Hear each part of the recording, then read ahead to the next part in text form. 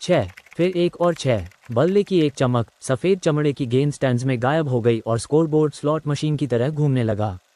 ये सिर्फ एक क्रिकेट मैच नहीं था, यह एक बयान था।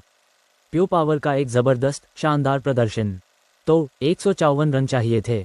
एक नॉर्मल टीम को कितना समय लगता? 18 ओवर, शायद 19, अगर दिन बहुत अच्छा हो तो। भारत ने ये 10 ओवर में कर दिया। सिर्फ 10 ओवर। हमने गुवाहाटी में जो देखा वो कोई मुकाबला नहीं था, वो एक तबाही थी। एक टॉप इंटरनेशनल टीम को पूरी तरह से खत्म कर दिया और 2 मैच बाकी रहते हुए 3-0 से सीरीज जीत ली। ये सब बरसापारा क्रिकेट स्टेडियम में लाइट्स के नीचे शुरू हुआ। सूर्य कुमार यादव ने टॉस जीता और बिना एक पल सोचे पहले गेंदबाजी करने का फैसला किया। यह एक ऐसा कदम था जिससे उनके गेंदबाजों पर उनका भरोसा साफ दिख रहा था और सच में उन्होंने उस भरोसे को सही साबित किया। वो चेज जितना शानदार था, ये जीत असल में गेंदबाजी के दम पर मिली थी, जिसने न्यूजीलैंड की पारी शुरू होने से पहले ही उसकी जान निकाल दी। तबाही पहले ही ओवर में शुरू हो गई। हर्षित राणा नई गेंद के साथ तेजी से आए और उन्हें तुरंत अपनी लय मिल गई। उन्होंने खतरनाक डेवोन कॉनवे को गेंद फेंकी, जो सिर्फ एक हल्का सा पुश ही कर पाए। इसके बाद जो हुआ वो पूरी तरह से एथलेटिक कमाल था।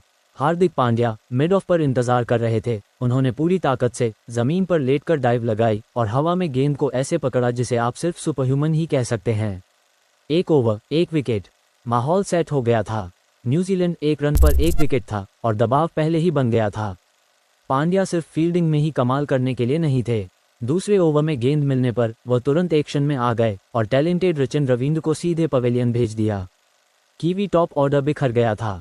उनके 2 बेहतरीन खिलाड़ी आउट हो चुके थे और भारत बिल्कुल भी रुकने वाला नहीं था। फिर आए मास्टर जसप्रीत बुमराह, जिन्हें पिछले मैच में आराम दिया गया था, वापस आए और दिखाया कि उन्हें दुनिया के सर्वश्रेष्ठ खिलाड़ियों में से एक क्यों माना जाता है। गेंद थोड़ी घिस चुकी थी, वो 6ठे ओवर में आए और अपनी पहली ही गेंद पर विकेट ले लिया। यह एक क्लासिक बुमराह स्पेशल था, एक तेज गेंद जो टिम सीफर्ट के डिफेंस को चकमा देकर स्टंप से टकरा गई। पावर प्ले के अंदर ही न्यूजीलैंड 34 रन पर 3 विकेट हो गया। उनकी पारी बिखर गई थी।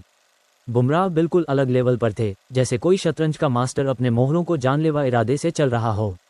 वह बाद में काइल जेमिसन और कीवी कप्तान मिशेल सेंटनर को आउट करने के लिए वापस आए और अपने 4 ओवरों में 17 रन देकर 3 विकेट के अविश्वसनीय आंकड़े के साथ खत्म किया। ये गति, स्विंग और न खेली जा सकने वाली यॉर्कर का स्पेल था जिसने उन्हें सही मायने में प्लेयर ऑफ द मैच का अवार्ड दिलाया। बल्लेबाजों ने आतिशबाजी की, लेकिन उन्होंने चिंगारी लगाई। जैसे ही ग्लेन फिलिप्स और मार्क चैपमैन ने बीच के ओवरों में पारी को संभालने की कोशिश की, रवि बिश्नोई की बारी आई। लगभग 1 साल बाद अपना पहला T20 इंटरनेशनल खेलते हुए इस रिस्ट स्पिनर ने जरा भी कमी नहीं दिखाई। वो मुश्किल थे, वो सटीक थे और वह शानदार थे। उन्होंने गेंद को ऊपर उछाला, बड़े शॉट के लिए उकसाया और फिर अपनी वेरिएशन से बल्लेबाजों को चकमा दिया। उन्होंने चैपमैन को 32 रन पर आउट करके 54 रन की खतरनाक पार्टनरशिप तोड़ी और फिर ग्लेन फिलिप्स को अर्धशतक बनाने से रोक दिया, उन्हें 48 रन पर आउट कर दिया। 4 ओवर में 18 रन देकर 2 विकेट का उनका स्पेल बीच के ओवरों में एकदम सही दबाव बनाने वाला था, जिससे ये पक्का हो गया कि न्यूजीलैंड कभी भी कोई असली मोमेंटम नहीं बना पाएगा। हर एक भारतीय गेंदबाज ने अपना अपना योगदान दिया। ये पूरी तरह से टीम का प्रयास था। न्यूजीलैंड, जो अपनी गहरी बैटिंग लाइनअप के लिए जानी जाती है, पूरी तरह से जवाब ढूंढने में लगी रही। वे किसी तरह 9 विकेट पर 153 रन के फाइनल स्कोर तक पहुंचे। कागजों पर यह एक प्रतिस्पर्धी टोटल था, लेकिन इस भारतीय बैटिंग लाइनअप के सामने इस तरह के मूड में ये सिर्फ एक औपचारिकता लग रही थी। आगे जो हुआ वो सिर्फ एक रन चेज नहीं था, यह एक ऐतिहासिक रिकॉर्ड तोड़ने वाला हमला था जिसने क्रिकेट की दुनिया में एक शॉकवेव भेज दी। ये T20 इंटरनेशनल के इतिहास में किसी फुल मेंबर देश द्वारा 150 या उससे ज़्यादा रनों का सबसे तेज़ रन चेज था। हालांकि पारी की शुरुआत ही ड्रामे के साथ हुई। ओपनिंग बैटिंग करने आए संजू सैमसन मैट हेनरी की एक तेज़ गेंद पर गोल्डन डक पर आउट हो गए। स्टेडियम में सन्नाटा छा गया। बस एक पल के लिए न्यूजीलैंड के लिए उम्मीद की एक छोटी सी किरण दिखी। क्या वे सच में इसे डिफेंड कर पाएंगे? वो उम्मीद सिर्फ 5 सेकंड तक ही टिकी रही। ईशान किशन मैदान पर आए और आते ही उन्होंने हमला शुरू कर दिया। लगातार छक्के और चौके लगाकर सारा दबाव खत्म कर दिया। लेकिन असली कहानी, शाम का असली हीरो अभिषेक शर्मा थे। जिस पल वो क्रीज पर आए, उन्होंने ऐसे बैटिंग की जैसे वह किसी और ग्रह पर हों। 25 साल का ये लेफ्ट हैंडर कंट्रोल्ड आक्रामकता का बवंडर था, एक ऐसी ताकत जिसका कीवी गेंदबाजों के पास कोई जवाब नहीं था। उन्होंने सिर्फ 14 गेंदों में अपना अर्धशतक बनाया, जो T20 में किसी भारतीय द्वारा दूसरा सबसे तेज अर्धशतक है, जो सिर्फ अपने मेंटे युवराज सिंह के 12 गेंदों में बनाए गए अर्धशतक से पीछे था। गेंद मैदान के हर कोने में उड़ रही थी। उन्होंने प्योर टाइमिंग, ज़बरदस्त पावर और उस तरह के निडर रवैये से हिट किया जो भारत की नई T20 फिलॉसफी को दिखाता है। भारत ने 3.1 ओवर में 50 रन बना लिए, यह एक नया टीम रिकॉर्ड था। पावर प्ले के खत्म होने तक स्कोर 94 पर 2 था, जिसमें किशन 13 गेंदों में 28 रन बनाकर आउट हो चुके थे। चेस की कमर सिर्फ टूटी नहीं थी, बल्कि पूरी तरह से टूट गई थी। और इस तबाही में कप्तान खुद सूर्य कुमार यादव भी शामिल हो गए। अगर अभिषेक तूफान थे तो स्काई बिजली थे। जहां से उन्होंने छोड़ा था वहीं से शुरू करते हुए उन्होंने अपने ट्रेडमार्क शॉट्स की लाइब्रेरी खोल दी। वो ऑफ स्टंप के बाहर से गेंदों को स्क्वायर लेग के ऊपर से फ्लिक कर रहे थे। वो सटीक टाइमिंग के साथ स्वीप कर रहे थे और उन्होंने छक्के के लिए एक हेलीकॉप्टर जैसा शॉट लगाया जिसने अपने साथियों सहित सभी को अविश्वास में सिर हिलाने पर मजबूर कर दिया। ये प्योर 360 डिग्री बैटिंग जीनियस था। अभिषेक और स्काई मिलकर बिल्कुल रुकने वाले नहीं थे। उन्होंने सिर्फ 40 गेंदों में 102 रन की अटूट पार्टनरशिप की। वे तेजी से दौड़े, एक दूसरे से परफेक्ट तालमेल बिठाया और हर खराब गेंद पर बिना किसी रहम के शॉट लगाए।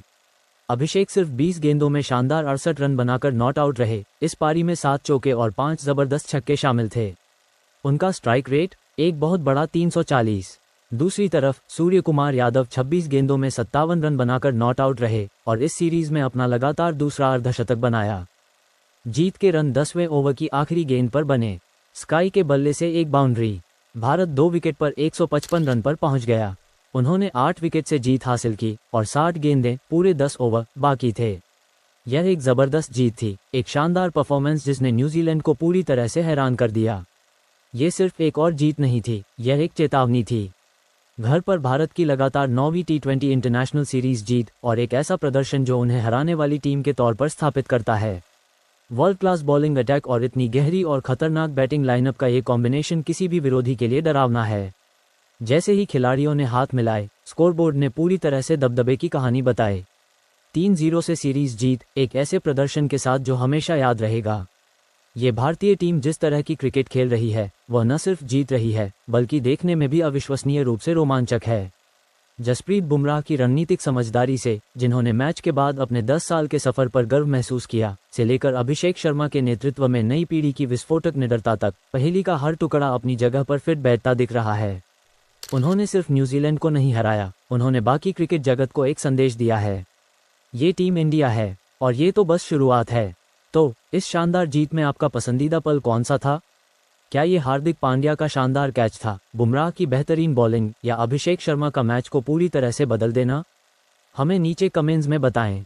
और अगर आप इस दमदार भारतीय टीम के और हाइलाइट्स और एनालिसिस चाहते हैं तो सब्सक्राइब करना और नोटिफिकेशन बेल दबाना ना भूलें। और देखते रहिए क्रिकेट ब्लॉग और यूट्यूब चैनल थर्ड अंपायर। मिलते हैं अगली वीडियो में।